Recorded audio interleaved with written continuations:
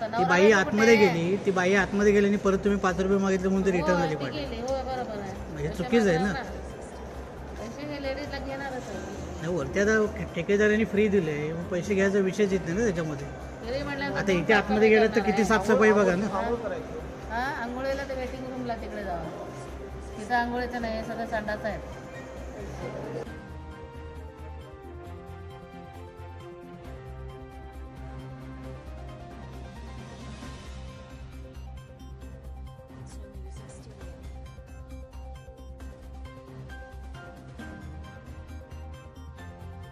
वरती फ्री दिले तरी तुम्ही पैसे घेता म्हणजे विषय चुकीचा आहे ना तो. साफसफाईचे 2 रुपये द्यायला लागतात. साफसफाई आहे तो कॉन्ट्रॅक्टर बघून घेईल ना. साफसफाईचं तो कॉन्ट्रॅक्टर बघून घेईल ना. आम्ही त्याला कॉन्ट्रॅक्टरला इथं कॉन्ट्रॅक्टरला बसवायचं ना तुम्ही. तुम्ही आता कॉन्ट्रॅक्टर आहे, आम्ही जर पैसे नाही जमवून दिले तुम्हाला, आम्हाला तुम्ही पगार देणार आहे नाही ना. पगाराचा तुमचा विषयच येत नाही. तो कॉन्ट्रॅक्टरला, रेल्वे कॉन्ट्रॅक्टरला ठेकेदार म्हणून देतात ना. कॉन्ट्रॅक्टरने तुम्हाला पैसे देणं गरजेचं आहे, बरोबर आहे. पगार पैसे नाही जमवून दिले तर आम्हाला देईल पैसे.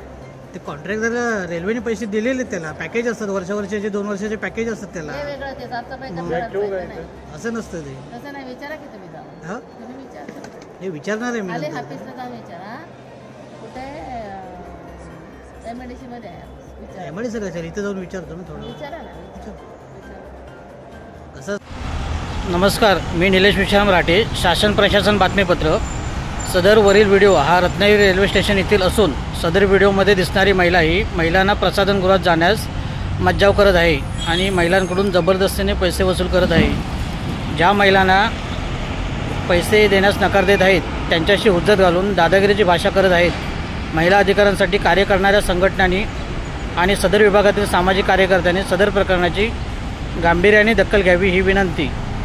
सदर लागलेल्या बोर्डप्रमाणे वरती मुतारी फ्री असून सुद्धा संबंधित लेडीजकडून 5 रुपये आणि जेंट्सकडून 2 रुपयाची सतत मागणी होत असते.